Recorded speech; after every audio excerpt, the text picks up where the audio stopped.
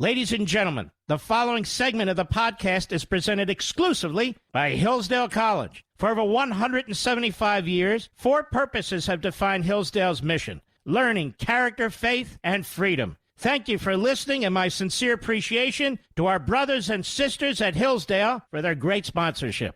He's here. He's here. Now, broadcasting from the underground command post, deep in the bowels of a hidden bunker, somewhere under the brick and steel of a nondescript building, we've once again made contact with our leader, Mark Levin. Hello, America. Mark Levin. Our number is 877-381-3811, 877-381-3811, California. Today will determine whether you save yourself. Whether you save your liberty, your private property, whether you save your homes, whether you save your state. Today will make that determination. They brought out all the Democrat reprobates, average age of about 117, all extraordinarily white, in fact, I would say transparent, to use racist tirades against a man who would be the first African-American governor of the state of California, because the Democrats have no intention of electing such a person, Larry Elder. Newsom is a buffoon and he's a fool, but apparently Democrats like buffoons and fools. Apparently they like tyranny. But the truth is, with such a large percentage of immigrants, most recent immigrants in the state of California, 2/3 of whom vote Democrat, and paid off people on the dole, and government union types, it's a tough battle. But the people who aren't on the dole, who aren't on the take, who are not part of the public sector, you got to speak out and you got to act as quickly as you possibly can. You have a few hours left, and that's it. To save your state, to save your lifestyle, to save your liberty. That's what it's about. So much to get to. I will have two guests I don't normally. In the next hour, the Attorney General of Arizona, who has already filed the first suit against these mandates. And in the third hour, Senator Ron Johnson, who was quite effective today in dealing with what is a squirrely, loathsome Secretary of State, quite frankly. So what is going on in Afghanistan? The Taliban is business-like? No, the Taliban is terrorist-like. And apparently there's a report that they've already executed a sniper who worked for the United States military. And then there's this from the Times of London: Taliban death squads hunt anti-terror units. Information left behind by the security services may be allowing the regime to find and kill agents they used to fear. Taliban death squads have hunted down and killed at least 4 elite Afghan counterterrorism agents in the past 3 weeks, in one case pulling out all the victim's fingernails before shooting him. Which brings me to George W. Bush, oddly enough. How many people had their fingernails pulled before they were executed on January 6th, President Bush? How many killer squads, death squads, were sent out on January 6th, beyond and before President Bush? You did something that will forever taint you among tens of millions of Americans who voted for you. You made the moral equivalence between people on January 6th and terrorists who slaughtered nearly 3,000 Americans on 9/11 and have slaughtered other Americans at different occasions throughout recent decades, and who are plotting today to slaughter as many of us as possible. That's a disgrace. Islamic jihadism supports terrorism in our country, in every country. Look at ISIS. Look what's happened to Syria. Look what's happened to Libya. Look what's happening in Yemen. Look what's happened in Iraq. Look what's happening in Afghanistan. And you dare to draw an equivalency because you want good headlines, you want liberals slobbering all over you? It is shameless what you did. You're quiet all through the riots and the killings and the assaults of last summer. You say virtually nothing. One of your best friends is Michelle Obama, who supports a rabid, radical American Marxism agenda? Do you not see what's happening in this country? I listen to him. I listen to Chris Christie.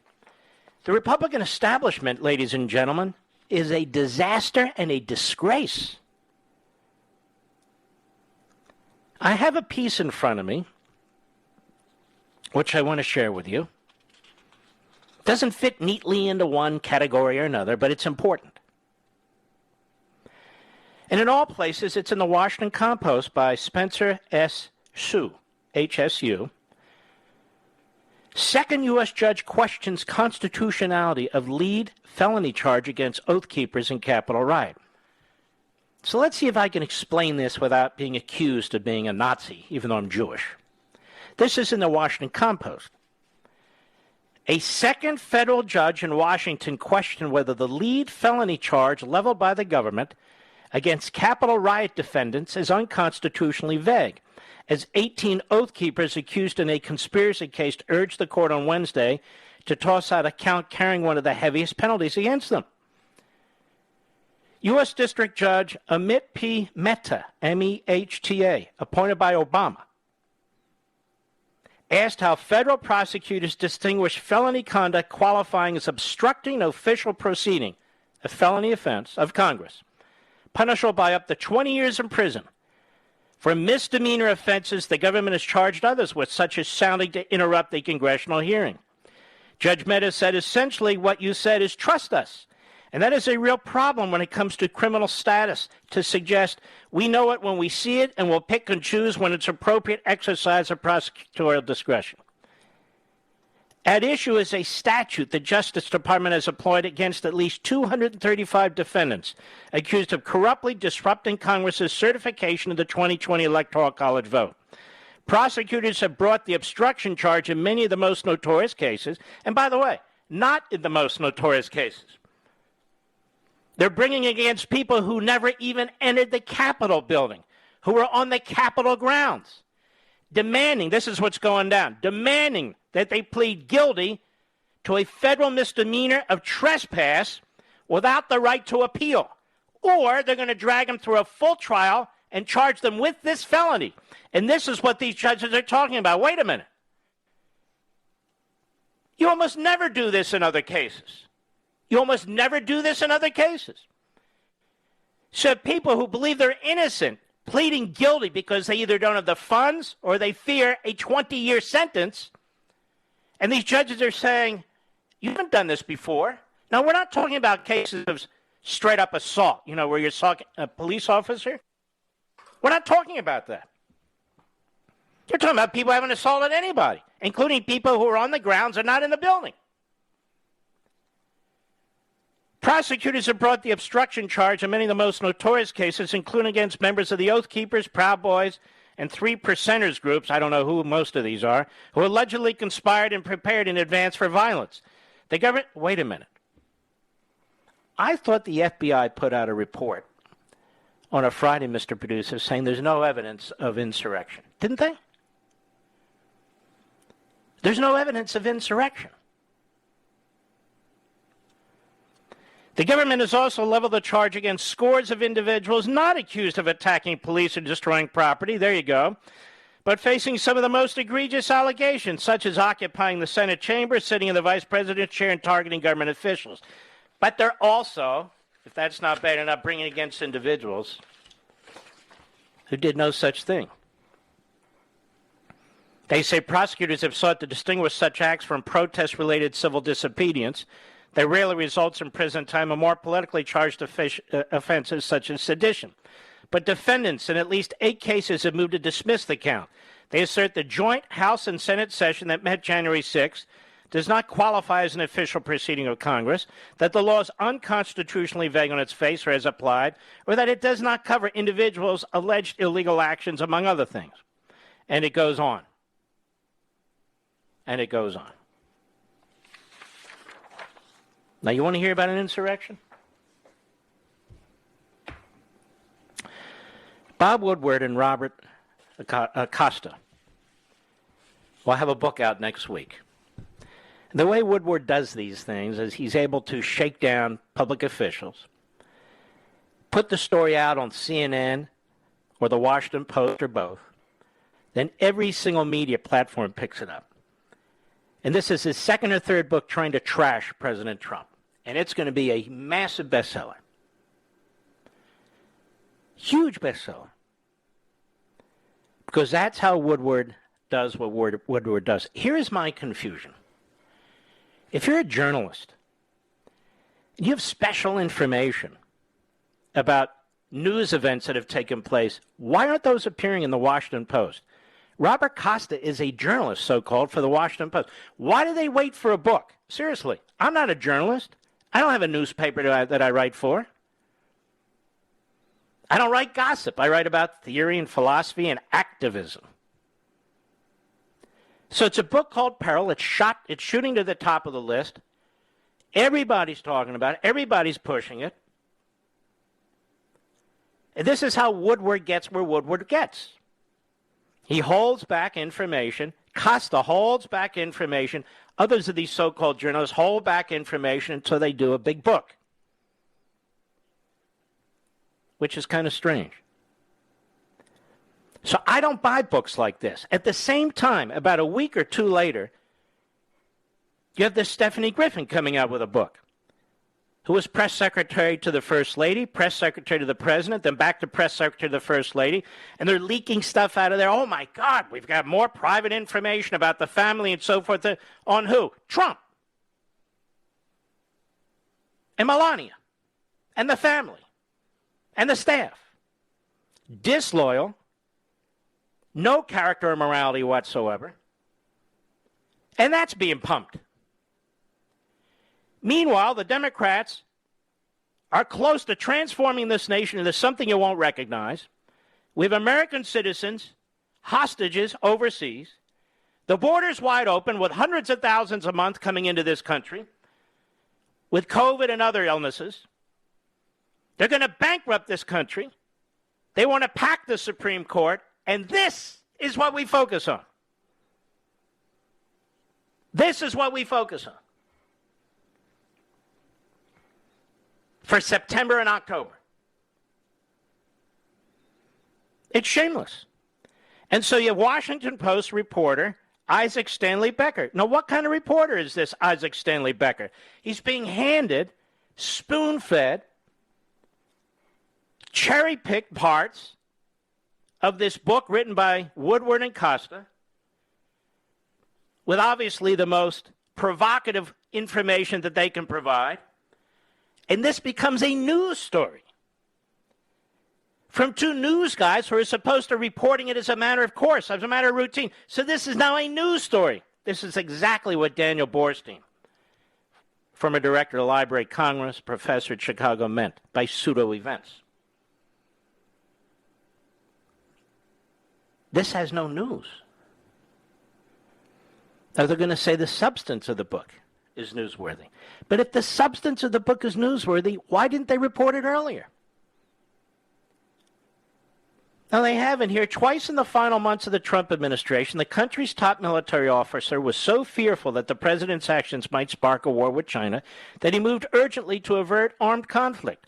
In a pair of secret phone calls, General Mark A. Milley, the chairman of the Joint Chiefs of Staff, assured his Chinese counterpart, General Li Zhixing, of the People's Liberation Army, that the United States would not strike, according to a new book by Washington Post associate editor Bob Woodward and national political reporter Robert Costa. He's an associate editor. Costa's a political reporter, and they save it for a book. One call took place October 30, 2020, another one January 8, 2021. Now, if this is newsworthy, the news element here isn't Trump, it's Milley. It's Milley who tried to lead an insurrection. It's Milley who tried to lead a coup, a military dictatorship. There was no reason to warn the Chinese or be fearful that Trump would use nuclear weapons. None whatsoever. None. Why would Woodward and Costa sit on this for month after month after month? Sit on it when this same General Milley was in charge of what took place in Afghanistan just now, when he should have been removed, should have had his stars taken from him, should have been kicked on the ass out the back door.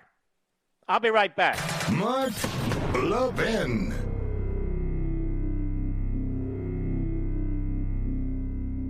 Hillsdale College serves four purposes: learning, character, faith, and freedom. Now, education and faith thrive in freedom, and freedom requires an educated people, a people of good character to preserve it. Hillsdale College has been providing the education needed to preserve free government for over 175 years, and it continues to provide that education today, not only to its 1,500 undergraduate and graduate students, but nationwide, through its free online courses, its support of classical K-12 charter schools, and its other outreach efforts on behalf of liberty. Hillsdale's Articles of Association, dating back to 1844, commit the college to preserving the blessings of civil and religious liberty through the provision of sound learning. This learning includes the Constitution. It includes the laws of nature and nature's God, as described in the Declaration of Independence. It includes America's great heritage and liberty that too often today is falsely derided and denied. Hillsdale's motto is pursuing truth and defending liberty since 1844. And it'll continue to fight to live up to that motto, come what may. Learn more. Go to ləvɪn4hillsdale.com. That's L-E-V-I-N for Hillsdale.com.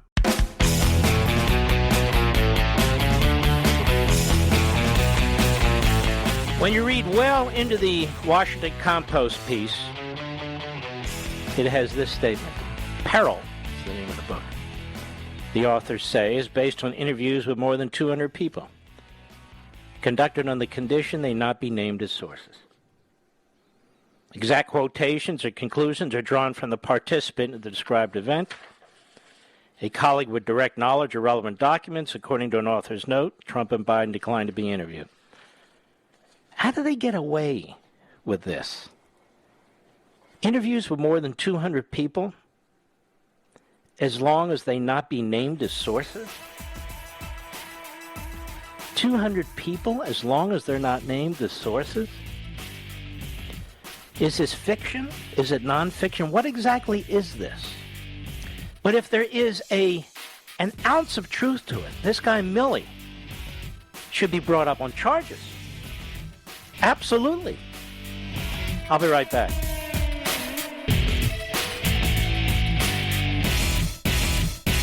Hillsdale College serves four purposes: learning, character, faith, and freedom. Now, education and faith thrive in freedom, and freedom requires an educated people, a people of good character to preserve it. Hillsdale College has been providing the education needed to preserve free government for over 175 years, and it continues to provide that education today, not only to its 1,500 undergraduate and graduate students, but nationwide, through its free online courses, its support of classical K-12 charter schools, and its other outreach efforts on behalf of liberty. Hillsdale's Articles of Association, dating back to 1844, commit the college to preserving the blessings of civil and religious liberty through the provision of sound learning.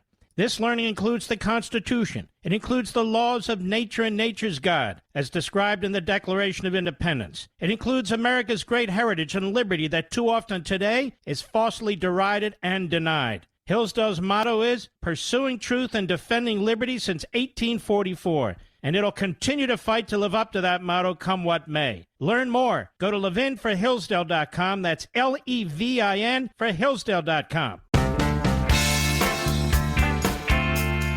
Nobody says it better than Mark Levin. I'll go with what Mark Levin said, because nobody could say it better. Call in now at 877-381-3811.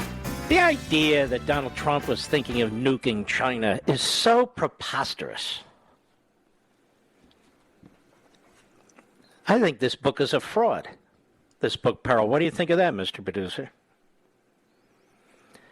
I don't have any doubt that Milley did some of the things that they say, but the idea that they were concerned that Donald Trump was going to nuke China, does anybody believe that? Anybody believe that? I think the psycho here is the head of the Joint Chiefs of Staff, if this is true, but we don't know if it's true because there are 200 people who didn't want to be identified. 200? Who writes a book like this? Woodward.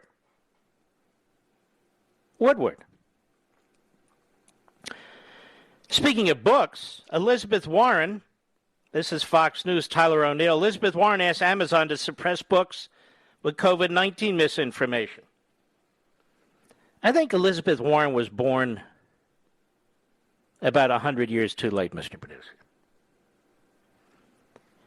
I wonder if she speaks fluent German. I'm just curious.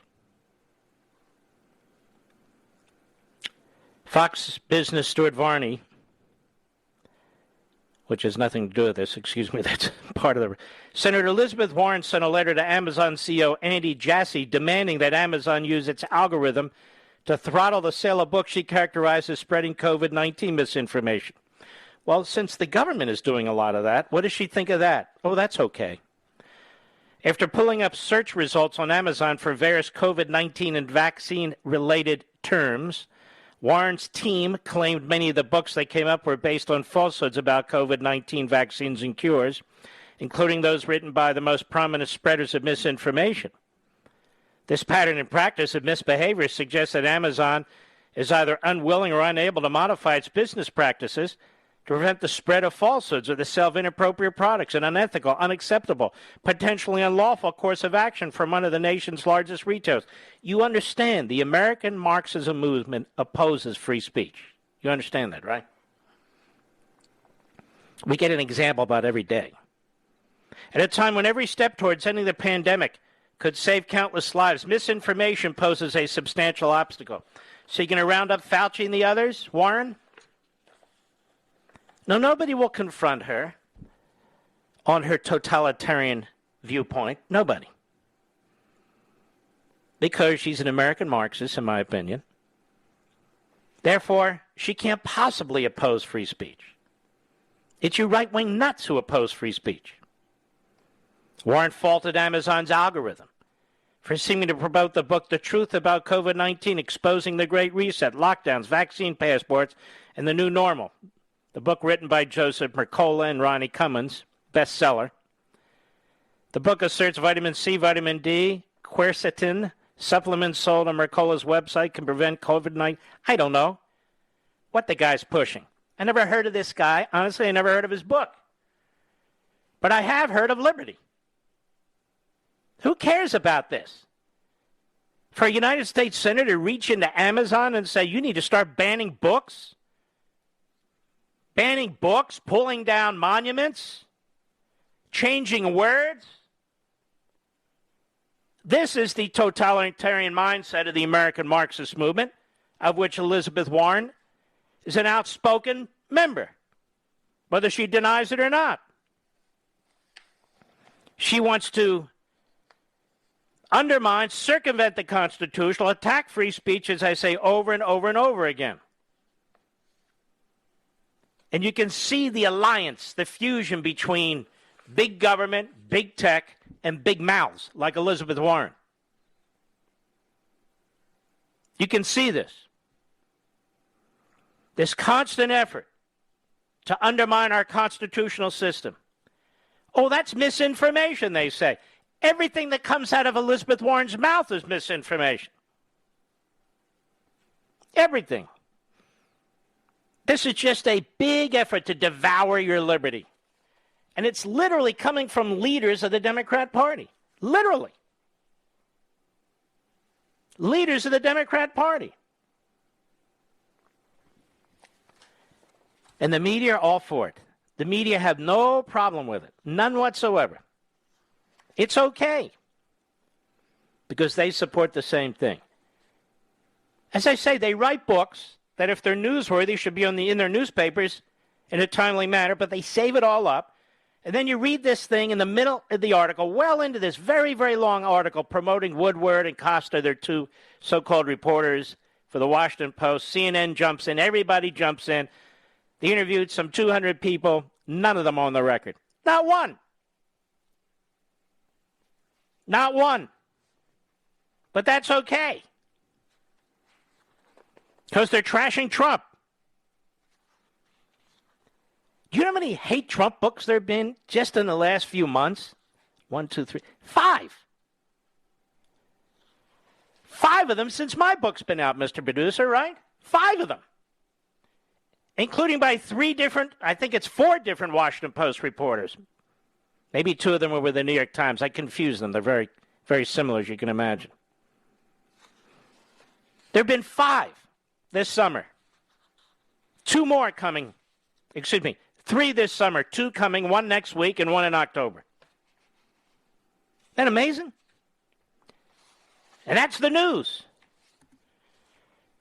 Now, if General Milley did what's asserted in the book with the unnamed sources, I cannot believe that these 2 so-called reporters sat on it for months. And that same general was responsible for Afghanistan. And that same general went behind Trump's back to Nancy Pelosi.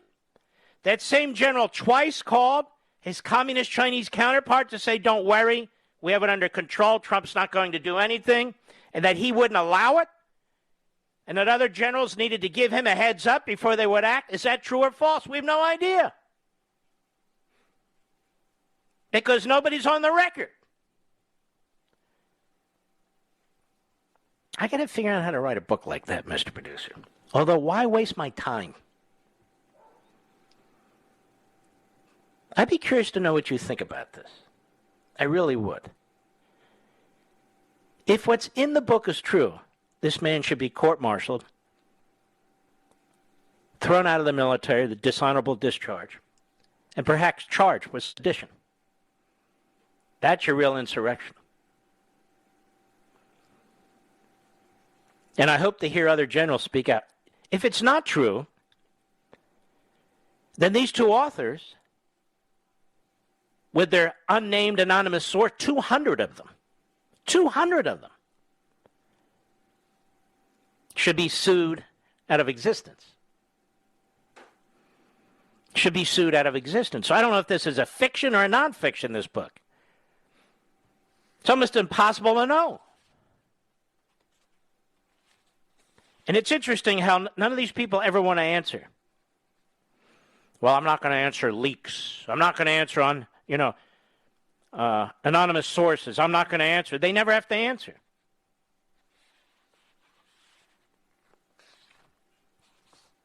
So we have a number of issues here, really. My biggest concern is this guy, Milley. I told you before. There's something about this guy that's awfully wrong. He's unhinged. Gets up there, he lies to the American people over and over again. On his watch, we leave American citizens behind. What kind of general is that? So there's a lot of questions here. So the book will have legs because everybody's going to want to talk about it. 200 anonymous sources. By the way, I'll be on Hannity tonight on the Fox News channel. It's 9:35 p.m. Eastern Time. I hope you'll join us. We'll be right back. Mark Levin.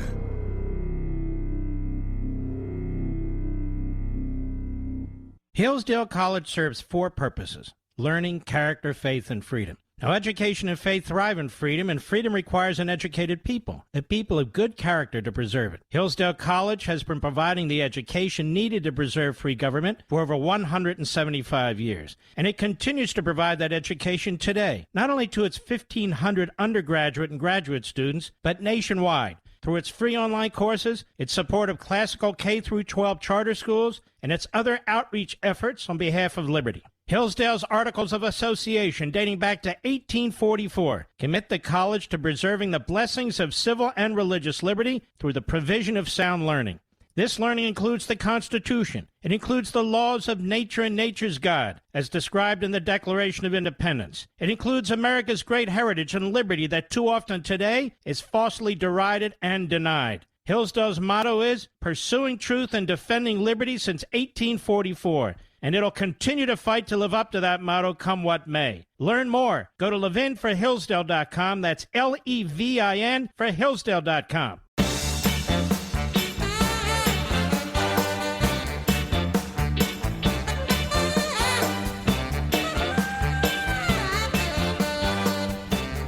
Here's what you're seeing, and this is what you get from the New York Times, the Washington Post, and the rest of them.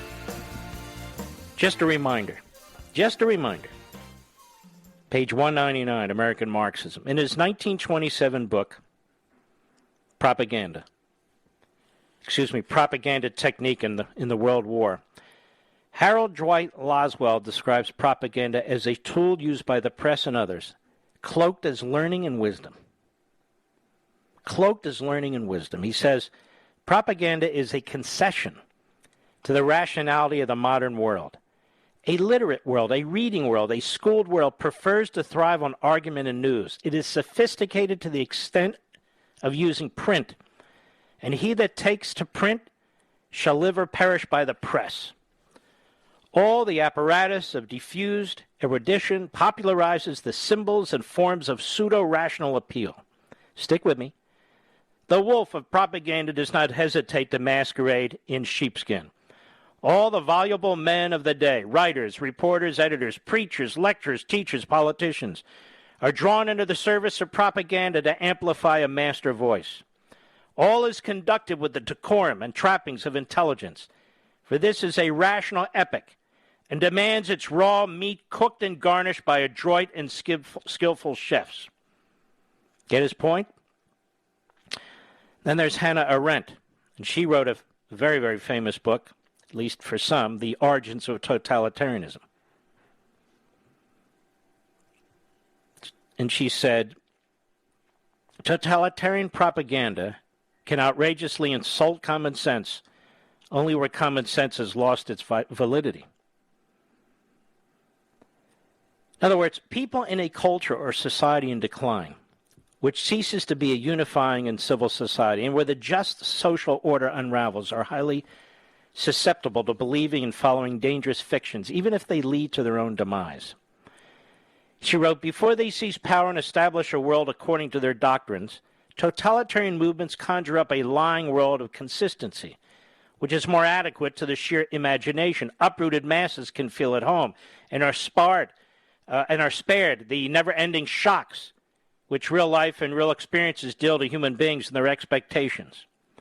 The force possessed by totalitarian propaganda, before the movements have the power to drop iron curtains to prevent anyone's disturbing by the slightest reality the gruesome quiet of an entirely imaginary world, lies in its ability to shut the masses off from the real world.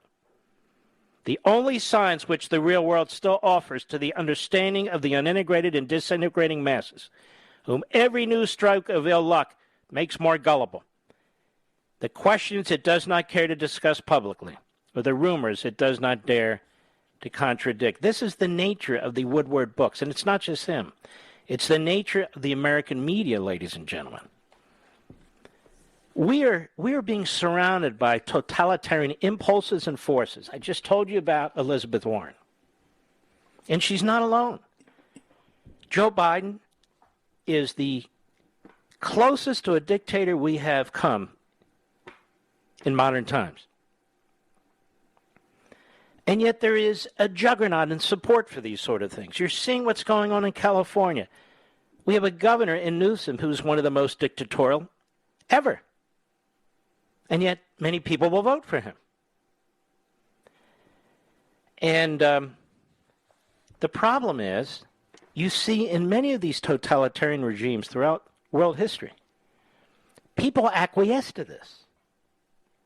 Or they even celebrate it. And you're experiencing that. You can see the people around you right now. They are willing to live the big lie. They believe the big lie, even though their own experience tells them otherwise. Even their own experience tells them otherwise. But they want to believe. They want to believe. How many people have you come across who say, I don't think Biden handled that. I don't think this. I don't think that. But, Trump, I'm voting, I'll vote Democrat. There's a lot of people like this. There's a lot of people who go to accountants and try and find ways to pay as little in taxes as possible, but vote for people who want to raise taxes because they think that's a good thing, except for them. They live the big lie. They want to believe in the big lie. If they really look in the mirror and they really think about themselves, they realize how superficial they are, how detached they are. And they're not prepared to do that. They're not prepared to do that. So when Elizabeth Warren comes out and says, Amazon should start banning a lot of books if they don't, if these books don't toe the government line on this, that, or the other, medicine and so forth, people support her or they ignore her. Either way, it's very dangerous. Every time the Democrats don't get their way on Capitol Hill, they talk about packing the Supreme Court and eliminating the filibuster rule. The whole purpose of that is to destroy separation of powers and to create a quasi-totalitarian country. And yet there's no pushback in the media because the media are corrupt. The media agree with them. And that's a huge problem. So I just point that out to you. It's like this book, Peril. It'll be a huge bestseller. 200 anonymous sources, or sources that don't want to be named. Well, is it fiction or nonfiction? And does it really matter? No. Not to the Washington Post, not to so many people out there. It won't matter at all. I'll be right back.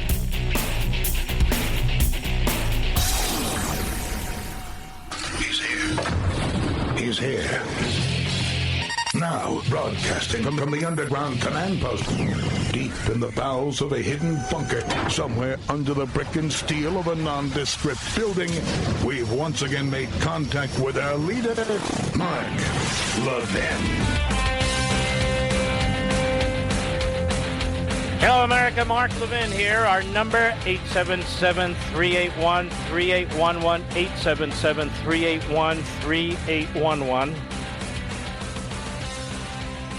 End symptom-based quarantine. Keep our kids in school, says Dr. Marjorie Smelkinson at a Montgomery County, Maryland school board meeting.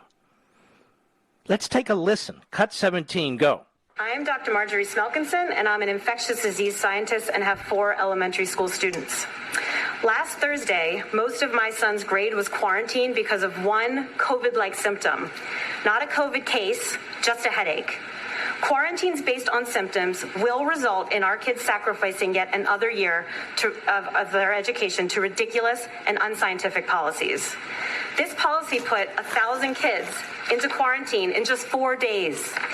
It is the strictest in the nation and goes far beyond CDC and state recommendations. Again, we are a national outlier. Why have you placed so little value on in-person education? Why are you adhering to a policy that will continue to needlessly keep kids out of school? Your misguided approach also puts the burden on one family to test their kid to end the quarantine for the whole class. Some parents may not be willing to get a test or have the job flexibility or resources to do it quickly. The inevitable consequence of this insane policy is that lower income students will get fewer days of live instruction. End symptom-based quarantines immediately. Instead, use on-site rapid antigen tests on students with COVID-like symptoms. If they're negative, let them stay. If positive, implement a test-to-stay program instead of quarantining the whole class. This involves daily testing of close contacts for a week and keeping them in school as long as they test negative. Other states are using this as an alternative to quarantining and ensures that only those infected stay home. Last year, you ignored scientific evidence, played politics, and provided some of the least live instruction in the country. This year, be brave and prioritize our children. The state has tests. Get them, use them, and do whatever it takes to keep our kids in school. She's hardly an imbecile. She's an expert on infectious diseases. Fauci's not the only one, even though he's held onto his position for 4 decades. You see, what's really happening, ladies and gentlemen, is you and I, we believe in science. We believe in statistics. We believe in data. We believe in human reasoning and logic. It is the people who use all of that, claim that they support it, and then name call you as a denier or whatever it is, who do not. There are simple questions out there that they can't answer and won't answer. Why would a person with natural immunity, antibodies, have to be vaccinated? The science says they don't. Fauci refused to answer that question the other day when he was confronted on television. If this is an emergency situation requiring OSHA, of all outlier agencies, to use authority it doesn't have, to compel all businesses, all organizations with 500 more employees to ensure that their people are either vaccinated or tested, then how can that same administration, that very same Fauci, that very same Biden, not compel testing and vaccinations for everybody who touches foot in the United States of America, especially illegal aliens from other countries, third world countries, where we know they're not vaccinated?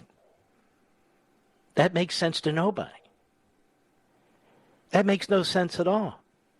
But they won't discuss it. They won't explain it. The study I discussed with you the other day from the Atlantic magazine, I'm not even a fan of that magazine, but the Atlantic magazine pointed out hospitalizations have been used as a key measure. But now we find out a significant percentage of the people who are hospitalized, what? Have a minor effect. There's a minor effect from the virus. Or they didn't come into the hospital because they had a virus in the first place. They're tested as a matter of course. Or they're asymptomatic.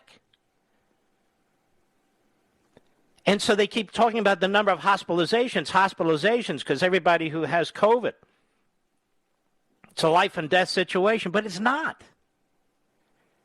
It's simply not. And so the hyper, fear that is created always is intended to empower what and whom? The doctors? No. Parents? No. The government. And we don't trust the government because the government attacks our free speech, Elizabeth Warren. The government works with big tech to quiet and silence certain individuals and groups. Again, an attack on free speech. Our colleges and universities don't believe in academic freedom unless you have one viewpoint. I mean, I can go on and on and on. The lies are endless. They even lied about the end of the Afghanistan war. It's constant. It's constant. So here's Fauci on the morning schmo today.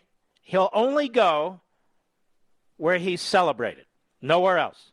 Cut 18, go. The other component that in many respects is equally important is that it isn't all about you. If you get infected, even if you don't have any symptoms, it is likely that you will pass the virus on to someone else who might pass it on to someone else who might have a severe outcome. Who might, and this one might, and that one might. So Schmo is too stupid to ask the question. Okay, got it. How many of those who are unvaccinated have natural immunity, the antibodies? How many? You will not find it on the CDC site. I've been telling you this for how long, Rich? 2 weeks now? At least 2 weeks. You can't find it. So Fauci, how many people are we really talking about here? Cut 19, go. You can't get on a plane without having some kind of proof that you're negative. It seems to me crazy that a year and a half into this, I can still get on a plane to Boston or California and nobody's going to check me. Do you think that needs to change? She sounds like an Aussie, and in Australia they have anything but a free country right now. Anything but. So there's this constant pressure. It's from the media, working with the government to destroy liberties. To destroy liberties. It's really quite remarkable. So is there an outbreak on airplanes of the coronavirus or the Delta variant, particularly on Delta Airlines? But seriously, no. There's not an outbreak. There's not an outbreak. They clean those jets from top to bottom, inside out. People wear masks on the plane. They're ordered to wear masks. They do. And doesn't that demonstrate the opposite of what she's talking about, America? That there you no doubt have people who are vaccinated, people who aren't vaccinated, people who probably have the antibodies, people who may not. And we're not having an outbreak. Here's an enclosed plane. I flew from California, round trip. Over the weekend, my wife and I, we had to do the same thing about 4 weeks ago. There's no outbreak of the coronavirus in the airline industry, not among the pilots, not among the flight attendants, not among the passengers. How can that be? Doesn't that prove the opposite? Go ahead. Well, that's under consideration, certainly. I mean, I have been... Shut up, you quack. Had enough of this guy, too. Everything's under consideration. We're looking very thoroughly how we can violate individual liberty, state authority, police powers. Everything. I'll be right back. Mark Levin.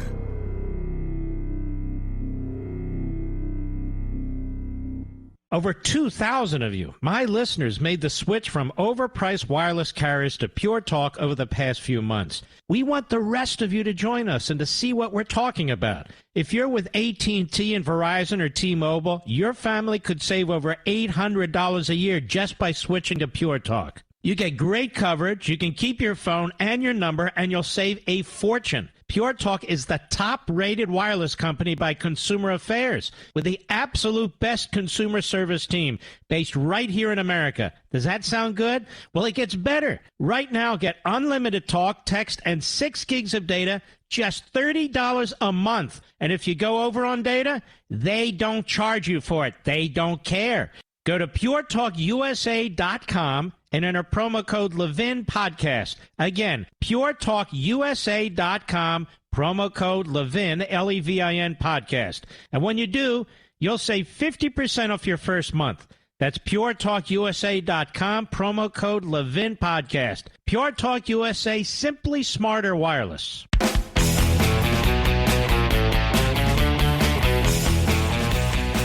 The Attorney General of Arizona has already filed what I've read to be a very substantive and solid lawsuit against the Biden administration, against the government, the federal government, for these mandates. And I wanted him to come on and explain it. Attorney General Mark Brnovich, how are you, sir? Very good, Mark. Thank you for having me on again. My pleasure. Tell us what you've done. Basically, we filed a lawsuit today, the first against the Biden administration's unconstitutional COVID vaccine mandates. As you know, Mark, the Biden administration has issued an executive order, and they have said they're going to propose some rules regarding mandating vaccines that'll affect probably more than 100 million Americans. So we want to do everything we can to push back. So we filed a lawsuit today saying that this mandate is inconsistent with the Constitution. It violates the 10th Amendment. It violates traditional principles of federalism.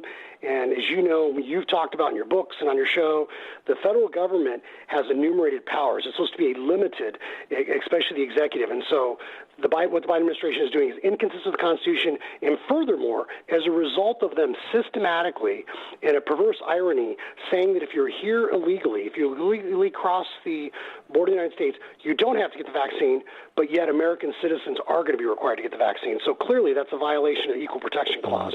So we think that what they are doing on its face is unconstitutional, and we shouldn't have to wait for a bunch of rules to come out that may affect businesses and impact people's livelihoods before acting.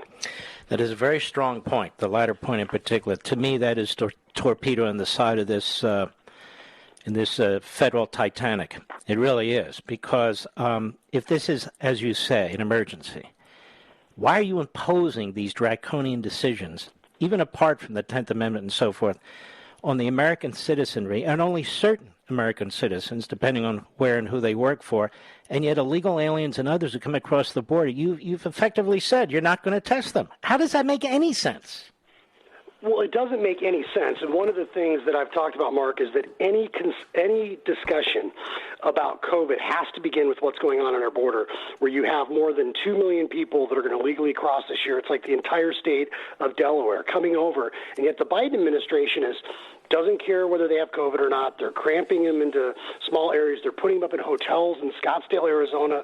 They're giving them flights all over the country, so they don't seem to care at all, and yet they allow them, the people that have entered illegally that aren't even citizens, they protect them and their rights, but they're not protecting the rights of American citizens or hardworking taxpayers. And so it's just absurd on its face.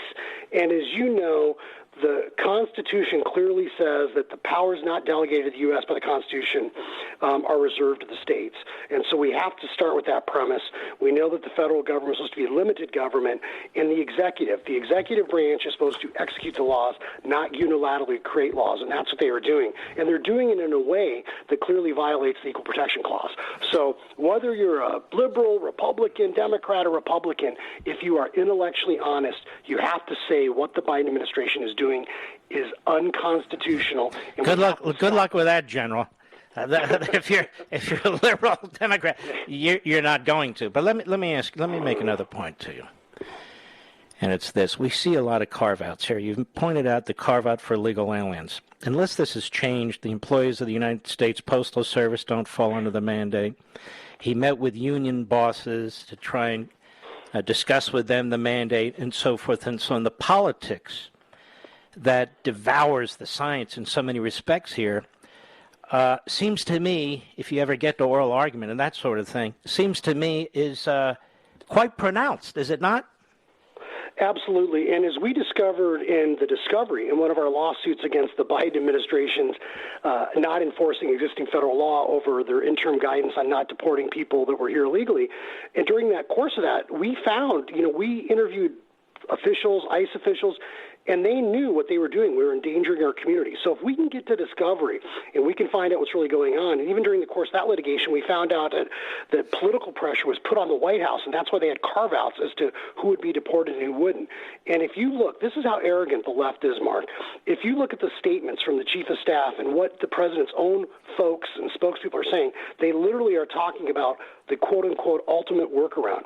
So they know what they're doing is inconsistent with the Constitution, and they don't care because it's the ultimate arrogance and it's the ultimate hubris. And that's why it's so dangerous when you have this concentration of power in D.C., because if you're one of the favored classes, if you're one of the postal unions, if you're one of these favored groups, there's one set of rules for you and there's one set of rules for people, the hardworking taxpayers. And it's just not right. And that's why I said that earlier about joining together, because really we all need to fight this, because once you cede this kind of arbitrary power to D.C., or that the president can act like King George and do whatever he wants, we're never going to get it back as the people. And that's why you got to fight these battles now. And as you said, this is just the first torpedo in the water. There will be other lawsuits, especially if they actually try to promulgate any of these rules. And Attorney General, it's always believed for some reason that the acts of centralized government are so noble and so reasoned. And I'm sure you've looked at the U.S. Supreme Court, the history. You have the Jacobson case, but you have a subsequent case about 20 years later where the court ruled that the forced sterilization of what they called idiot women was, in fact, a power that the federal government could exercise. And they sterilized 60 or so thousand women against their will or without their consent.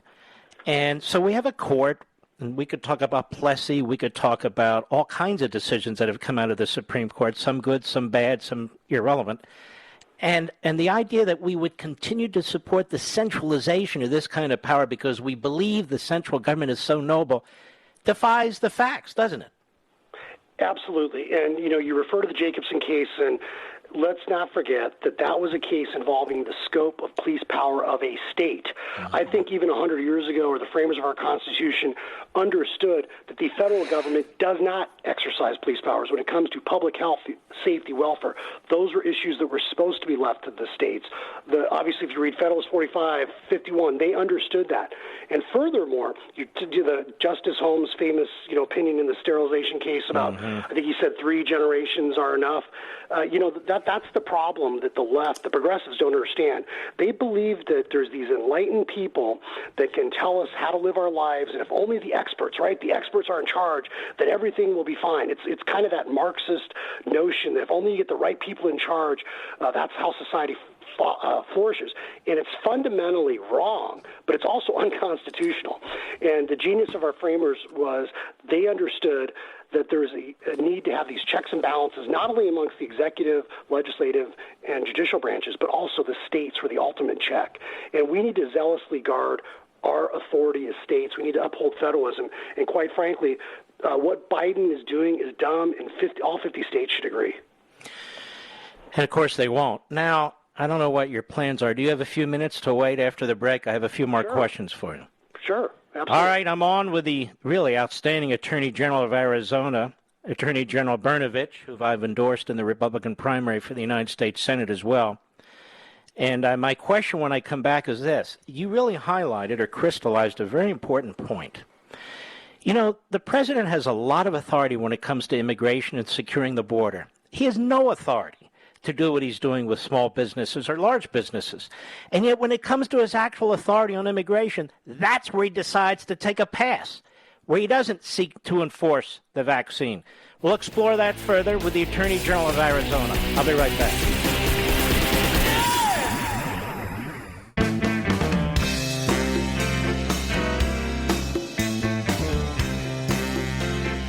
Blasting conservative fire.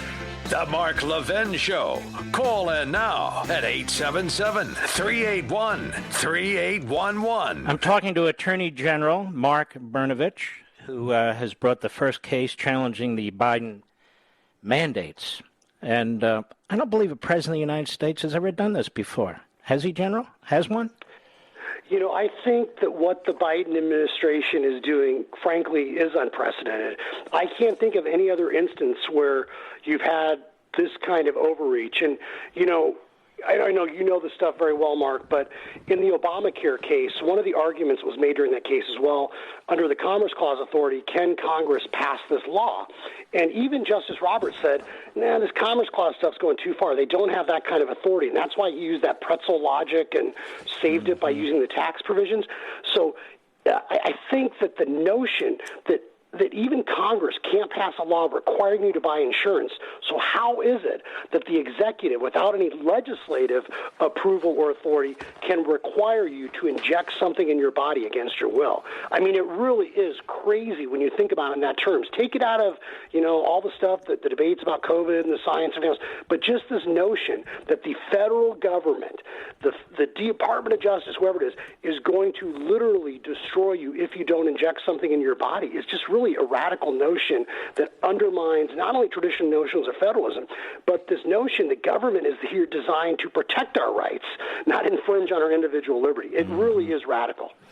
And yet the media are all in with this guy. It's unbelievable. The media just do not believe in liberty, and they don't believe in reasonableness or a balance. If it comes from on high, from Fauci or the massive bureaucracy in Washington, D.C., they're all in. I'll give you an example. There was a reporter from the New York Times that was on MSNBC, and she said she's spoken to legal experts anonymously, so we don't get to know who they are, of course. And she says that they've all said the administration is a very, very strong case, and they said especially with OSHA, because, OSHA, as an example, she says, if there's a toxin in a workplace, OSHA has the power to make sure people don't get sick from that toxin. Well, if you have people who are not vaccinated, who may be carrying the virus, the government has a right not to ensure that those people won't make you sick. And right off the top of my head, General, I thought to myself, no, wait a minute. What kind of comparison is it? If there's a toxin in the workplace, obviously the owner of the workplace has to remove the toxin. He doesn't start sticking needles in everybody's arms, does he, or fire them if they don't accept them?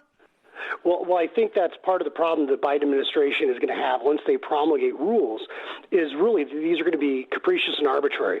And I hate to even say this, Mark, but, this line where they drew it at 100 employees, well, why 100 if you really care about public health? So I think that eventually what is going to happen is they're going to mandate this for everyone. If you get any sort of government benefit, and this, of course, is the fundamental problem when the government gets so too big, when it has its fingers in education, health care, all these other issues, it then has that power because it controls you economically and financially, and then they can mandate these things. And that's why we have to push back and restore the constitutional order. And it is, I guess, the second thing to kind of preview where this is going next. I'll tell you right now, there's a lot of jurisprudence. You mentioned these terrible cases in the past, Korematsu, Plessy, where the court got it wrong. I will tell you what, at some point we need to litigate whether the constitutionality of these certain OSHA requirements, and has there been an unconstitutional delegation of Congress of legislative authority to agencies like OSHA? You have these federal agencies now that are run amok, and it's about time we check that. And so, there's a lot of lawsuits I'm involved in, on the border. We have that lawsuit against Yellen where we sued the Biden administration over the COVID bill that says states can't cut taxes, which, once again, is clearly contrary to the 9th and 10th Amendments. So there are a lot of issues we need to be vigilant about, pushing back against the federal government. And Mark, the reason why I'm running for the U.S. Senate, besides being an AG, is because my job is to go to D.C. and not make Washington, D.C. more efficient. It's to make it smaller. We need to start dramatically reducing the size and scope of the federal government in our lives, not trying to make it better, more efficient. That's what the left does. That's what, folks that are trying to, feed the alligator and hope he eats you last do. Well, let me tell you something. You've been bringing very, very important lawsuits. I hope some of the other states will follow suit. I suspect they will. And, the governor of Nebraska mentioned that they have these weekly discussions with the White House and the governors. And the only guy who's never present is Joe Biden. He's never present. So he lashes out against these governors, and he doesn't even talk to them. Well, his earpiece probably doesn't work on the phone. He gets that static, exactly. Mark. So it's tough to, when the folks that are speaking his earpiece when he's on the phone. So that's probably why. But I'll tell you what, look, folks can always go to markb4az.com. We had to change that a little bit because Hannity thought Berno for AZ was too complicated. Well, you've got a lot of consonants in your name. Yeah, we couldn't afford vowels when we immigrated to the country. Right. That's the way it goes. So brnoforaz.com is the website if people want to find out more about what I'm doing. Need all the help I can get. All right. Well, we wish you all the best, sir, and we'll have you back for sure. Take care of yourself. Thank you, brother. Thanks, Mark. All right. God bless. He's quite good. And he is, you can't just put your political views or speeches in a brief and file them in federal court. You've got to make serious, substantive constitutional arguments. You have to look at the precedent if you're going to overcome a challenge to the federal government. You got to make a very, very strong case. He files lawsuits like that. Very, very strong lawsuits, and this is one of them. I'm going to be on Hannity tonight again, 9:35 p.m. Eastern Time. I hope you'll join us there.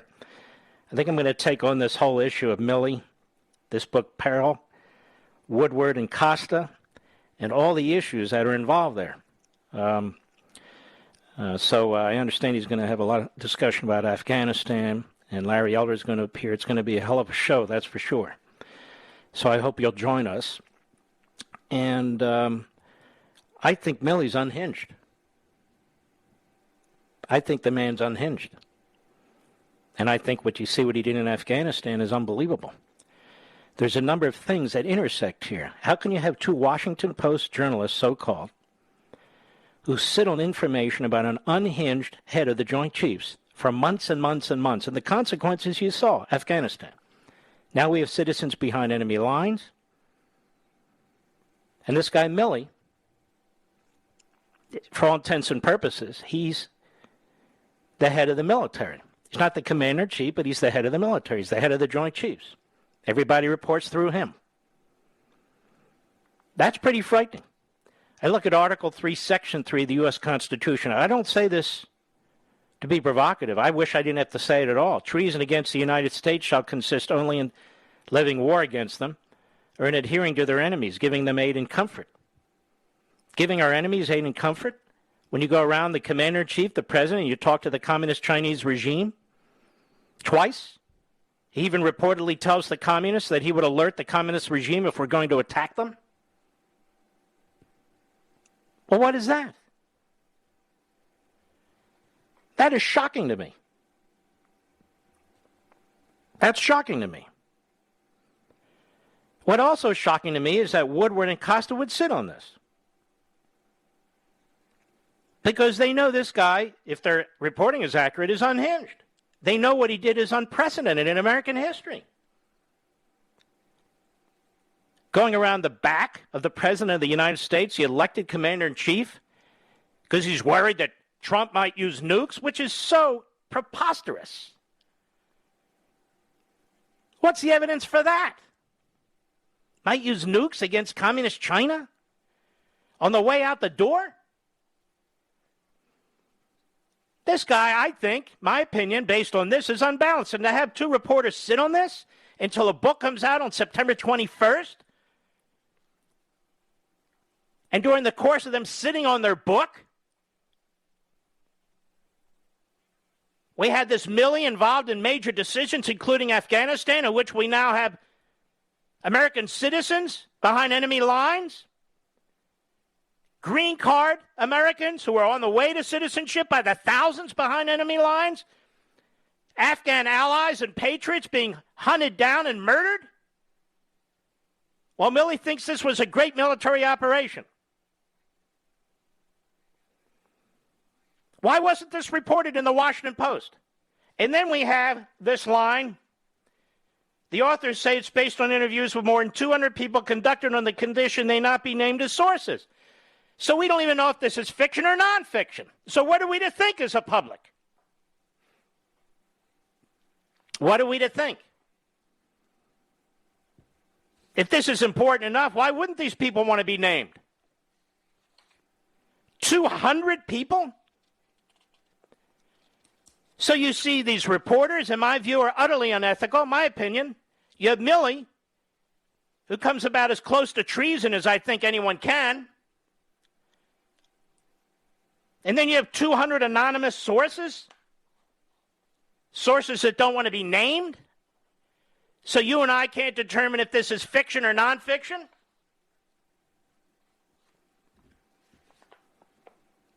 Meanwhile, look what's going on in the world right now. Our enemies are on the rise. The border's wide open. The Democrats want to destroy our republic. The unions are destroying our classrooms.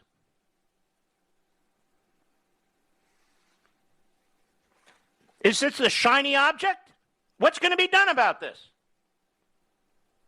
Just a cheap shot against Trump? You know, there have been 5 books now. By October, the first week in October, 5 books trashing Trump. 5. Can't put them out fast enough. I have serious questions about this. I'll be right back. Mark Levin.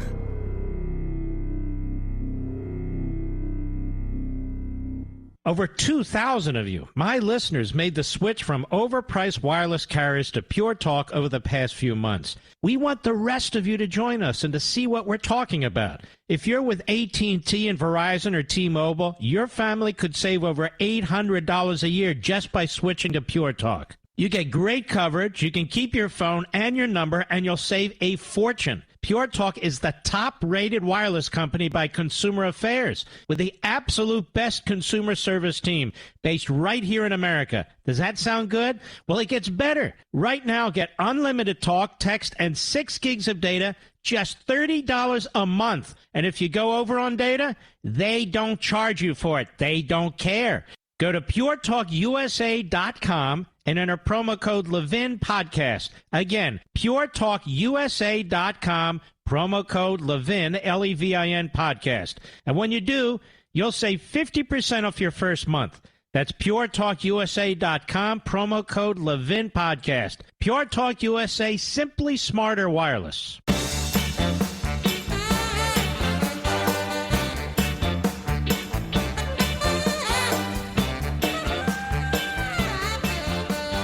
think about this, the more troubling it is on so many levels that two Washington Post journalists would sit on information, if true, that the head of the Joint Chiefs is dangerous, unhinged, and he undertook unconstitutional acts, if it's true. That he wants to assure General Lee, quote, "You and I have known each other for now 5 years. If we're going to attack, I'm going to call you ahead of time. It's not going to be a surprise." Are you not shocked by that line, Mr. Producer? It's not going to be a surprise? First of all, Trump wasn't planning on attacking China. He's one of the least hawkish presidents we've had in modern times. But this is incredible stuff. And then you turn the page and you get this. Peril, the authors say, is based on interviews with more than 200 people conducted on the condition they not be named as sources. They used 200 unnamed sources. Who writes a book like this? 200, Woodward, of course. Unnamed sources. 200 unnamed sources. So not one of them had guts to speak out and have their name attached to this? Well, don't worry, we have the recordings and the... Well, so what? We, the people, have nothing. Nothing. Milley also summoned senior officers to review the procedures for launching nuclear weapons, saying the president alone could give the order, but critically that he, Milley, also had to be involved. Looking each in the eye, Milley asked the officers to affirm that they had understood, the authors write, in what he considered an oath. That is, that they would have to let him know. Unbelievable.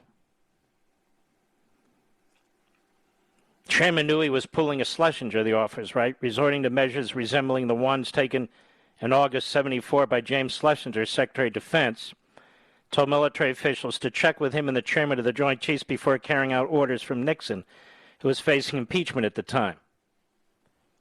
Now, that was bad enough.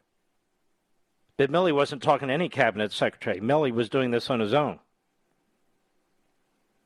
On his own. Unbelievable.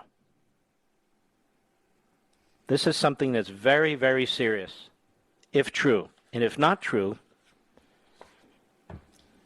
another black mark on American journalism. But here's my problem. I want to underscore this. These so-called reporters knew this for months and months, and they sat on this. And it takes at least 3 months to produce a book, sometimes 2.5 if it's exceptionally quick. I am not a journalist. I don't write books that sit on information like this. They apparently do. Why wouldn't you provide that information to the public as a reporter rather than waiting for your payday from a publisher? If this is so shocking, if this is accurate, do you see what I'm saying, Mr. Producer? You literally sit on this? You sit on it? And so Milley retains his position and screws up Afghanistan, carries out the orders of this commander-in-chief, I guess. Serious questions about journalistic ethics and morality, very serious questions at the Washington Post. Very serious questions about what Milley was doing. He seized power he didn't have under the Constitution to conduct foreign and national security policy. That's absolutely astonishing. We don't have military leaders. We respect the distinction between civilian and military in so many ways in this country. And what is the basis for thinking that Trump's going to launch nukes against China? There is no basis. None whatsoever. What's shocking here is the corrupt media and the unhinged Milley. I'll be right back. Ladies and gentlemen, this final hour of the podcast is sponsored exclusively by AMAC, the Association of Mature American Citizens. Now over 2 million conservative members strong, AMAC believes in and stands up for the values that we care about: faith, family, and freedom. Thank you for listening, and please support AMAC. And you can become a member at amac.us/join. He's here. He's here.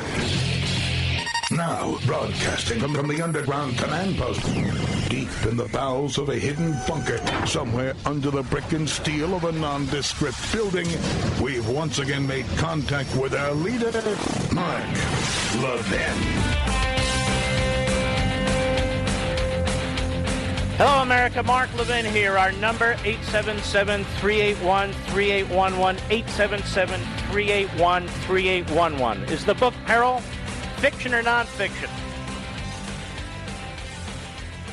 Why would two Washington Post journalists sit on explosive information for month after month about the head of the Joint Chiefs, knowing full well his conduct, if this is true, was dangerous, unhinged, and unconstitutional?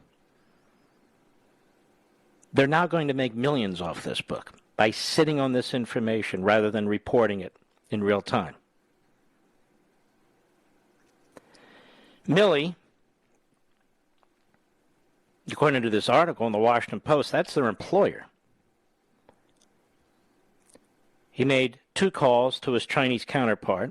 In Book's account, he went so far in the first call is to pledge that he would alert his counterpart in the event of a U.S. attack, stressing the rapport they'd established through a back channel. General Lee, you and I have known each other for now 5 years. If we're going to attack, I'm going to call you ahead of time. It's not going to be a surprise.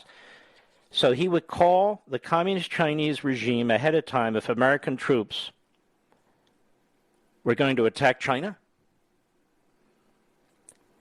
Now, is that not treason, Mr. Producer? If it's true.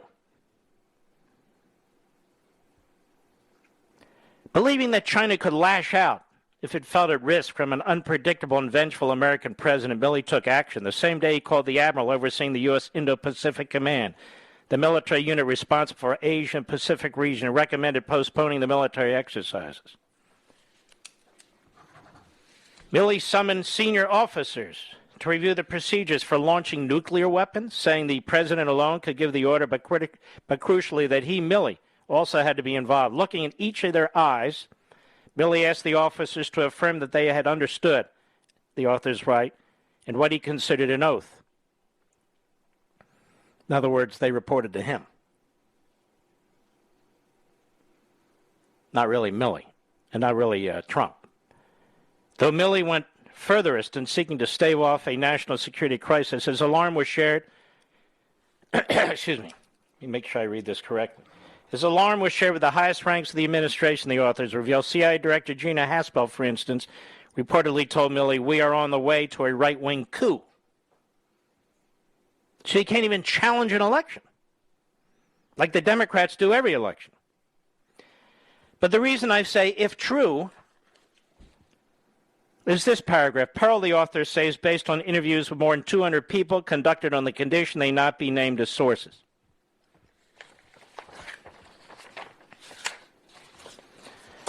This guy Milley also went around Trump to speak to Pelosi, went around Trump to speak to Schumer. So he repeatedly attempted to undermine this president. Remember the Lafayette Park issue? I suspect he's a leaker. I don't know all the details. I suspect he is. He's a CYA artist. I suspect that as well.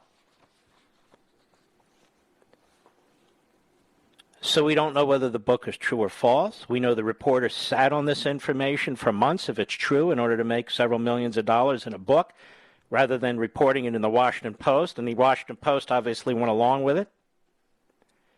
And here we have, they sat on this information while Milley was head of the Joint Chiefs, overseeing the operations in Afghanistan. And the American people should be appalled by this.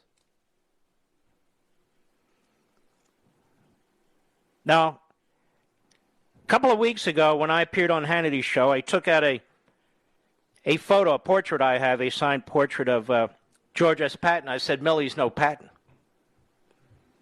Trust me on this. Millie's no Patton. Now, the Democrats will think this is great. The media are already defending this. Because the media and the Democrats are power hungry and they are perverse. And the fact that Milley would conduct himself in what I would argue is an illegal and unconstitutional manner is of no consequence to them because they do that all the time. That's not a big deal to them, obviously. Not a big deal to them.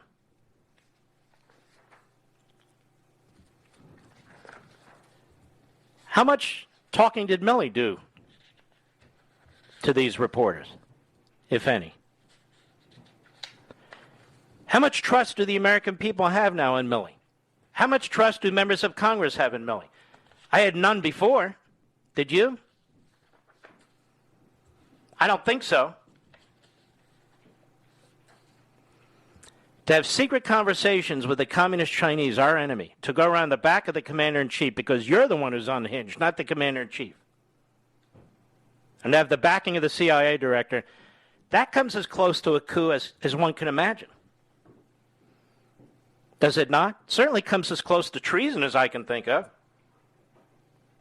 The head of the Joint Chiefs. He also is an apologist for the Taliban. Have you noticed that? In my opinion, he definitely is. Now, you know that Pelosi and Schumer are not going to do anything about this because, well, he conspired with them. He conspired with them. And to this point, I don't know exactly what they discussed. What did he discuss with Pelosi and Schumer? This is really quite shocking. And if the book is not true, how are we ever going to know if it's true or not? As a matter of fact. How are we going to know? Woodward and Costa aren't going to come clean. They got 200 unnamed sources. It's, I think, an important question. How and when we're going to know, if ever. But this should concern all of you. That two reporters would sit on this, if true. That in fact this occurred, if true. He should resign, but he's another stubborn fool with a lot of stars on his shoulders. With a lot of stars on his shoulders.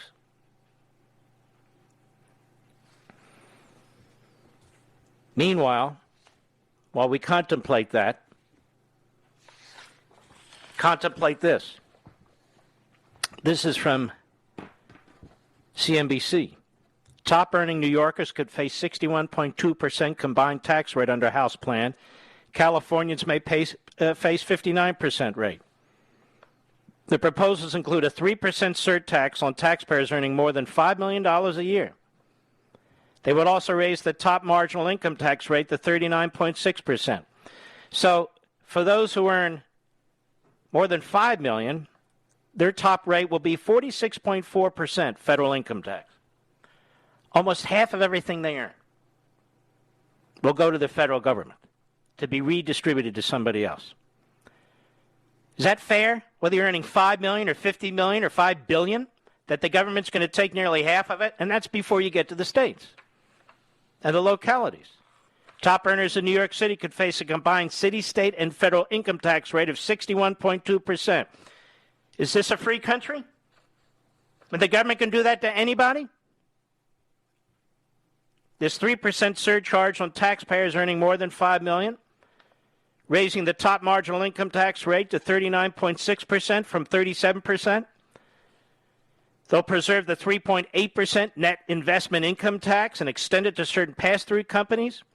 The result is a top marginal federal income tax rate of 46.4%. for every dollar above the tax bracket income threshold. So in New York City, the combined top marginal state and city tax rate is 14.8%. Boy, that city's dying. It's just dying.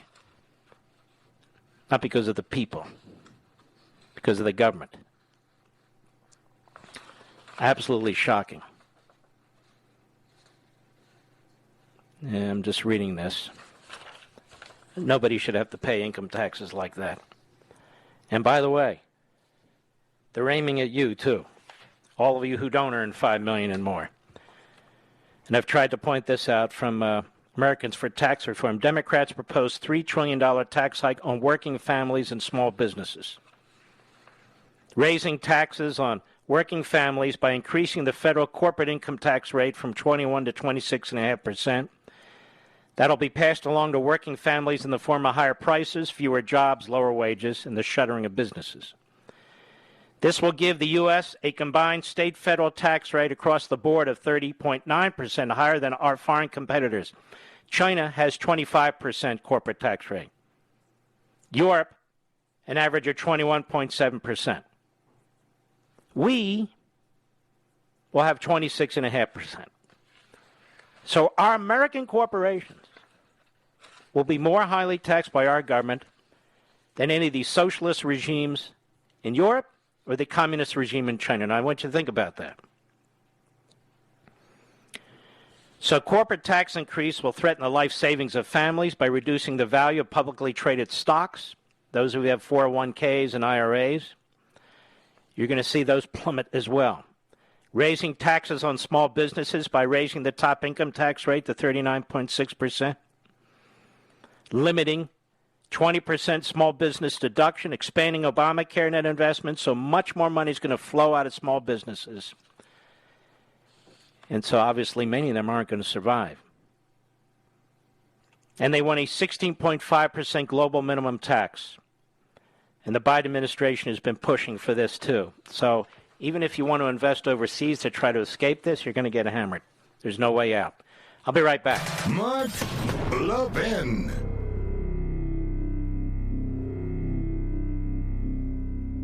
AMAC, the Association of Mature American Citizens, is one of the fastest growing organizations in America. Now over 2 million conservative members strong, and I'm one of them. AMAC believes in and stands up for the values that we constitutional conservatives care about. More than talk, AMAC fights. A full-time presence in Washington, AMAC pushes back against reckless spending, disasters like Medicare for All, and the expanding reach of the federal government. And beyond advocacy, joining AMAC gives you access to a wealth of benefits and discounts, including special member-only rates on car insurance, travel discounts, cell phone plans, and a hell of a lot more. And if that's not enough, you'll get AMAC's bi-monthly magazine, full of insightful articles on issues that matter to most of us, we conservatives. As I said, I'm an AMAC member, and you should be too. Join today at amac.us. That's AMAC.us.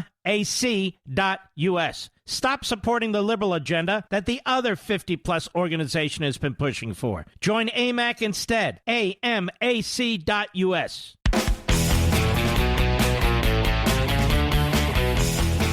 President Trump has responded. He issued the following statement, and I will discuss this on Hannity. If the story of dumbass General Mark Milley, the same failed leader who engineered the worst withdrawal from a country, Afghanistan, in U.S. history, leaving behind many dead and wounded soldiers, many American citizens, and $85 billion worth of the newest and most sophisticated military equipment in the world, and our country's reputation, if it's true, then I assume he would be tried for treason, and that he would have been dealing with his Chinese counterpart behind the president's back and telling China that he would be giving him notification of an attack. Can't do that. The good news is the story is fake news concocted by a weak and ineffective general, together with two authors who refuse to give an interview because they write fiction, not fact. Action should be taken immediately against Milley, and better generals in our military, of which we have many, should get involved so that another Afghanistan disaster never happens again.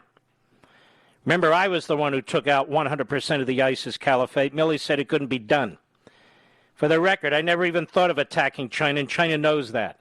The people that fabricated the story are sick and demented, and the people who print it are just as bad. In fact, I'm the only president in decades who didn't get the U.S. into a war, a well-known fact that is seldom reported.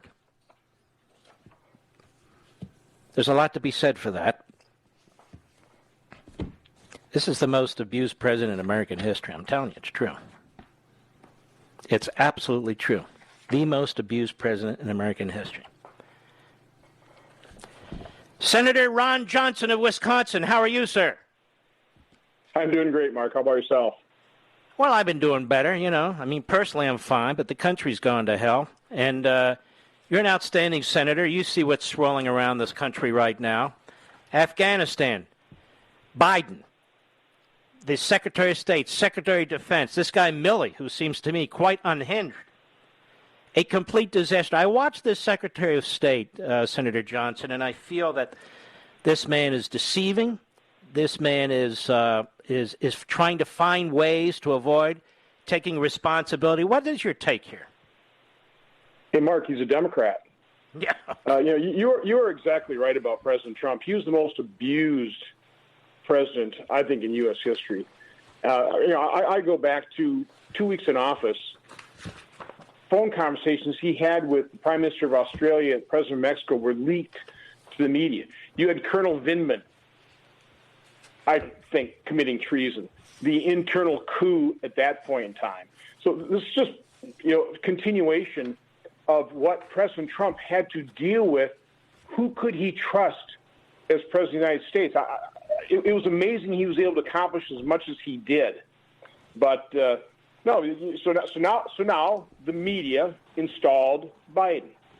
The media installed Biden. Social media. Democrats enabled this. The solution, as you point out in your book, the solution is to sweep Democrats from power. We first must awaken to the urgency of the moment. I use that phrase in your book all the time with audiences because it's exactly what we as Americans have to do. We have to awaken to what Democrats, liberals, the media, the social media are doing to our country, a country we love, a country we know is such a marvel in the span of human history that the Democrats are hell-bent to destroy. That's what's happening today, and I'm afraid far too few people in Washington, D.C., in both parties are asleep. They just do not understand the urgency of the moment. And you do.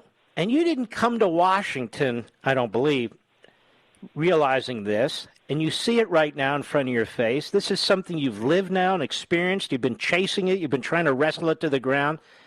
How is it that all Republicans don't see this? I won't name names and put you in an uncomfortable position.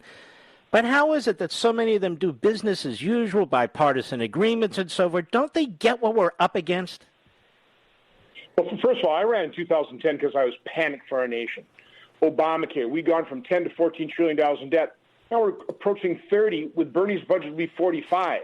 Yeah, so you're right. The problem you have is you just have so very few bureaucrats, congressional staff, members of Congress that have any experience in, knowledge of, or sympathy for the private sector. I mean, all they know is government. They haven't even been part of a functional organization. So this is all they know. This is a very thick bubble here. And so you come into this bubble from the outside, and it's shocking. I mean, it's just what are these people thinking? I mean, you just cannot describe how frustrating it is when you see what happens here. The complete and utter dysfunction, and it's all taken as normal. Mm-hmm. So no, I can't explain it. I cannot get in the mind of liberals. I can't get in the mind of career politicians who just, I guess, want to be somebody. They want to be a member of Congress. They want to be a U.S. senator, and that's their primary motivating factor is to just get reelected. I came here because I was panicked for this nation. I'm doing everything I possibly can to raise the alarm, to help awaken Americans to what is happening to this country that we just so dearly love and that is so precious in the span of human history. Senator, I hate to do this to you. If you have to run, I get it. If you don't, can you hold on a short moment and we'll come back with you? Happy to. All right. It's the great senator from Wisconsin, Ron Johnson, and I mean that. He is a real national gem. I'll be right back.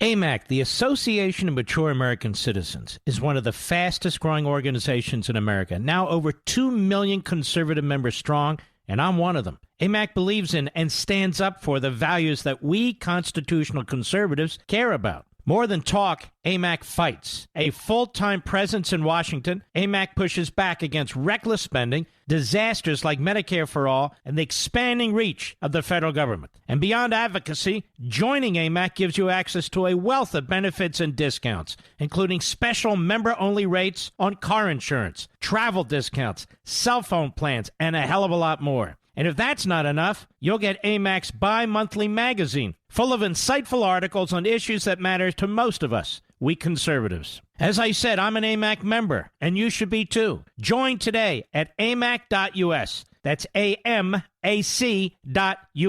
Stop supporting the liberal agenda that the other 50-plus organization has been pushing for. Join AMAC instead. AMAC.us.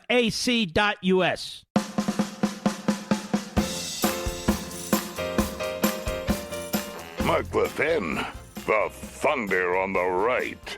Call in now, 877-381-3811. We have Senator Ron Johnson of Wisconsin. Now, Senator Johnson, you're at this hearing today. You questioned the Secretary of State. You think you got anywhere with this guy? Well, he's a pretty slick bureaucrat, pretty good at deflecting. So all you can really do is make points. I think the primary point I was trying to make is how detached from reality he and this administration are. But also, and part of that detachment, they're trying to, put lipstick on this pig, talking about all these flights and 124,000 people, and they start drilling down on it. So about 705 special immigrant visa holders, a few thousand U.S. citizens. What about the other 115,000 people? Who were they? And what we were hearing from the administration is completely contrary to what we heard from people on the ground. Complete chaos. Tens of thousands of Afghans flooded into that airport, totally uncontrolled, and we just started putting them on planes. I heard the term tail-to-tail evacuation. In other words, they talk about this vetting in third countries. No, they flew a plane into a third country, another plane's there, tail goes down, they load them up, and they fly them away. So what is the vetting process? They talk about biometric screening. You're going to check them about the databases. Mark, do you think there's an ISIS terrorist on a biometric screening database? Or an al-Qaeda terrorist? I mean, we're hearing things in these intake centers, including Fort McCoy in Wisconsin, about child brides. We're talking about young men who are, integrate themselves in these families, just like you have these fake families coming across our southern border. This is an utter disaster. And this administration then grants them 2 years parolee status, legal rights, sight unseen. I can't believe there's proper vetting. The secretary talks about a 14-step plan. When I pressed her on that, he said, that just applies to those special immigrant visa holders. So 705 of the 124,000 people had a 14-step program of vetting. What about the rest? So, no, we didn't learn much from the secretary other than he's a slick bureaucrat, and you can't trust any of them. And, of course, they say there's about 100 citizens behind enemy lines. They don't have the foggiest idea how many citizens are behind enemy lines, do they, Senator? No, and they really don't have the foggiest idea who those 100-some thousand Afghans are either. I really don't think they do. Now, listen, I completely agree with Afghanistan veterans who are so passionate about helping those Afghans that saved their lives out of there safely, okay? Yes. And successfully integrate into our society. But I don't think that's necessarily who got on those planes. And I do not trust this administration, not for a second, to properly vet the people. It's a numbers game. Just crank them through, claim, look at what a successful operation this was. 124,000 people, unbelievable. Yeah, it is unbelievable. What do you make of this General Milley? Are you familiar with him at all other than, media? Have you had him before any of your committees before? No, I'm not on armed services. I've been in the Situation Room a couple times with him. He looks scary. He looks like a serious character. But if this is true, this is just jaw-dropping. I think what President Trump said in his statement is pretty accurate. But again, it's just the latest example of what President Trump had to deal with. I mean, I during the administration, again, I'm trying to do all these investigations, subpoenaing Christopher Wray. The president wants this stuff declassified. We couldn't get it out of the deep state. I mean, this is a deep state, and it was doing everything it could to frustrate what President Trump was doing. But I felt sorry for President Trump. Who could he trust? I mean, who could he trust in the administration? They really were out to get him, weren't they? It's obvious. Oh, absolutely. I mean, look what Colonel Vindman did with Sean Misko and Eric. Okay, I mean that was a internal coup. What else can you call that? And engineered by Adam Schiff. No, this is outrageous. But of course, the Democrats own the media. They own the social media, and it's okay if you can foment a coup against a Republican president. It's okay if you can cover up the border crisis, the out-of-control debt and deficit spending. Look at what they're going to do in taxes. I remember my first speech I ever gave, when I used to write them down, I referred to Ronald Reagan. Unbelievable that he got tax rates down to 28%. And I said, for a brief moment of time, we were 72% free. It's a direct relationship. And now we're talking about tax rates, again, rising above 50%. So you're, 40% free, 39% free? As government grows, our freedoms recede. And that's what Democrats are all about, is growing government and taking away our freedom. When will Americans wake up to that reality? And do you think we're going to be able to block this monstrosity? Honest to God, Senator, I think Manchin will declare victory if they cut $1 trillion or so out of this and sort of move the chess pieces around a little bit, and then likely vote for this thing, and same with Sinema. What do you think?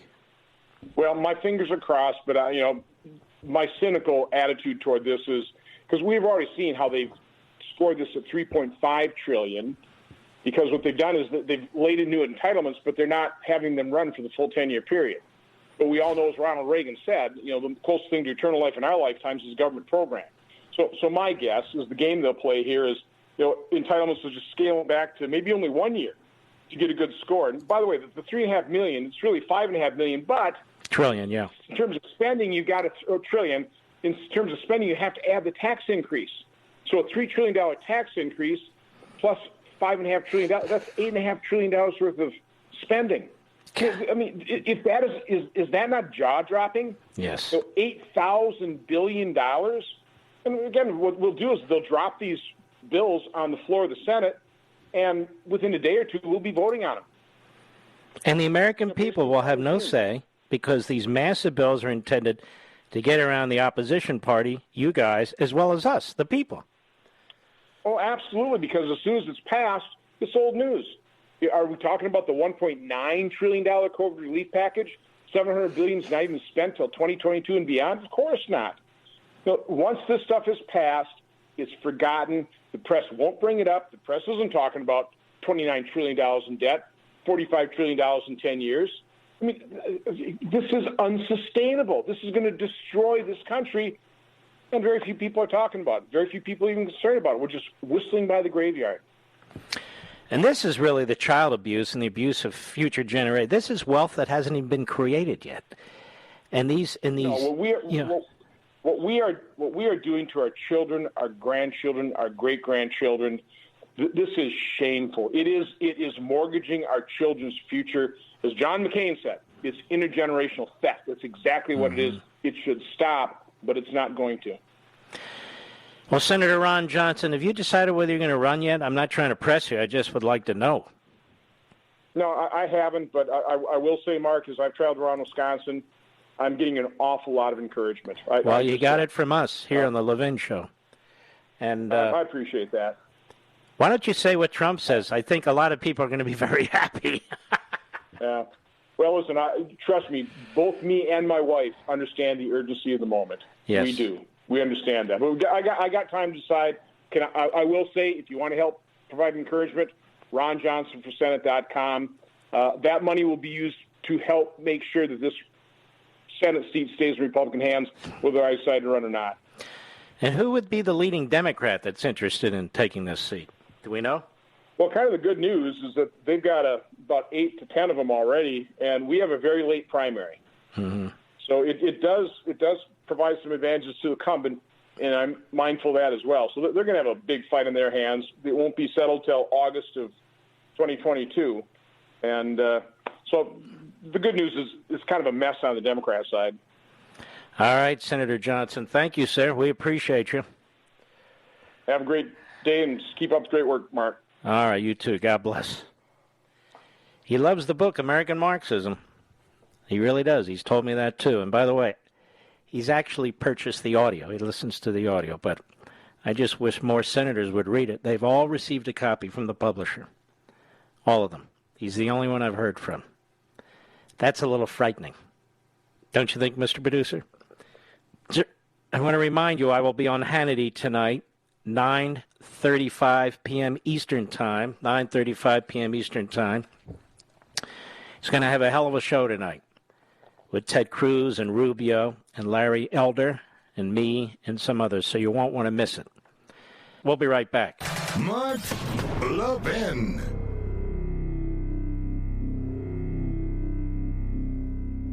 AMAC, the Association of Mature American Citizens, is one of the fastest-growing organizations in America, now over 2 million conservative members strong, and I'm one of them. AMAC believes in and stands up for the values that we constitutional conservatives care about. More than talk, AMAC fights. A full-time presence in Washington, AMAC pushes back against reckless spending, disasters like Medicare for All, and the expanding reach of the federal government. And beyond advocacy, joining AMAC gives you access to a wealth of benefits and discounts, including special member-only rates on car insurance, travel discounts, cell phone plans, and a hell of a lot more. And if that's not enough, you'll get AMAC's bi-monthly magazine, full of insightful articles on issues that matter to most of us, we conservatives. As I said, I'm an AMAC member, and you should be too. Join today at amac.us. That's AMAC.us.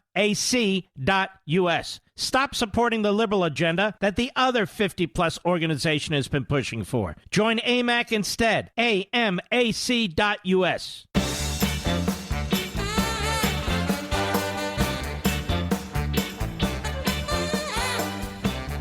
So we have the head of the Joint Chiefs working with the heads of the Democrat Party and the Communist Chinese against the President of the United States. That's how I would sum it up.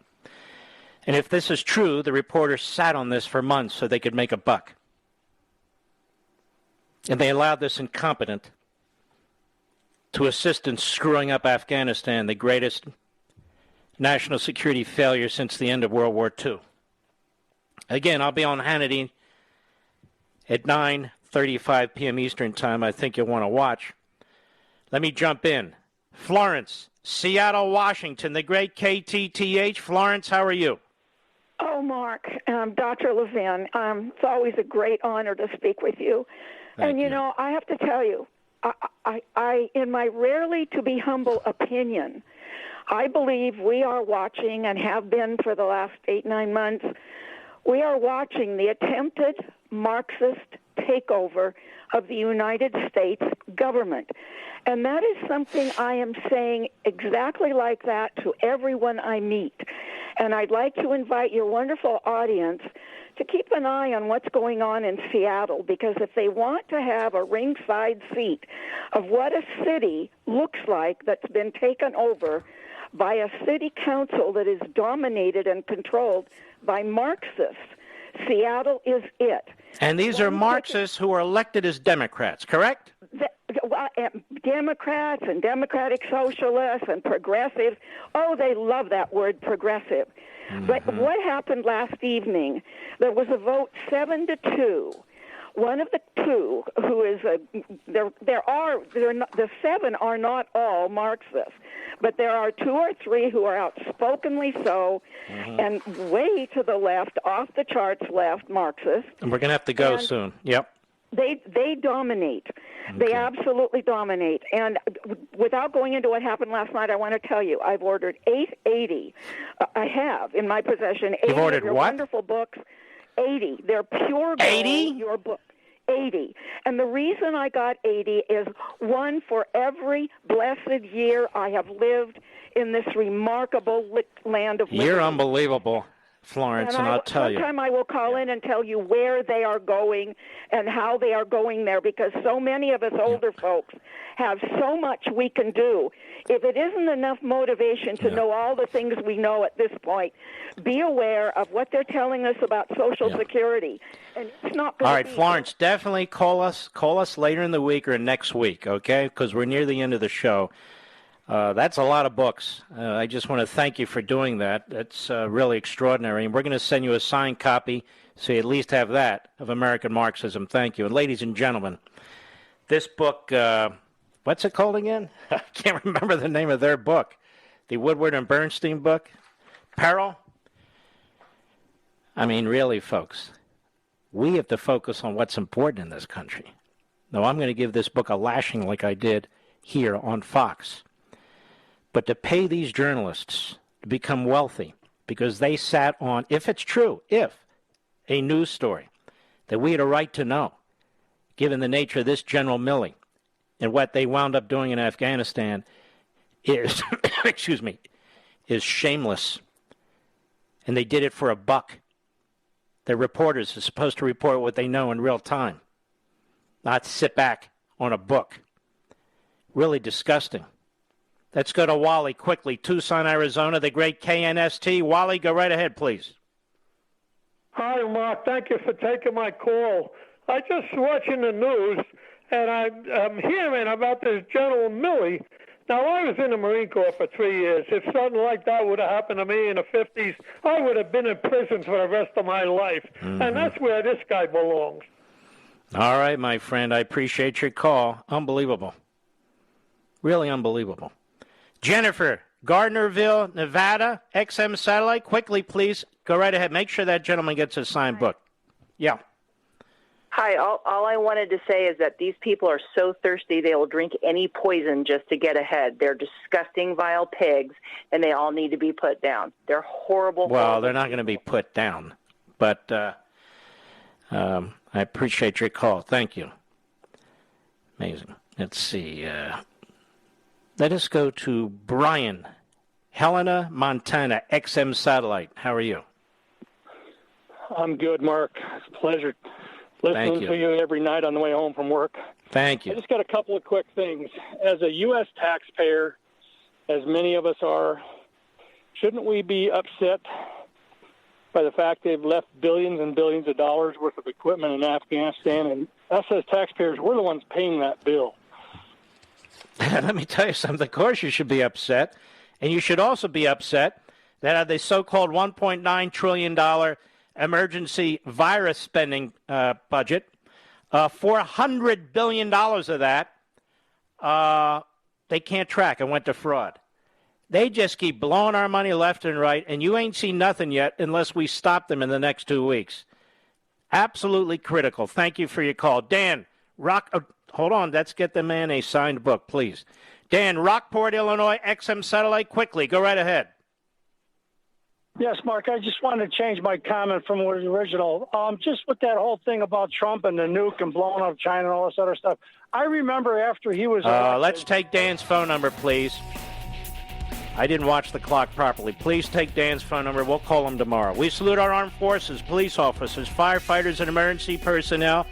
Folks, I hope you'll go to Amazon.com and get your copy of American Marxism now more than ever. Or if you're in any of the retail stores, you can grab it there. But we really need to spread the word. I'll see you on Hannity in 30 minutes. God bless.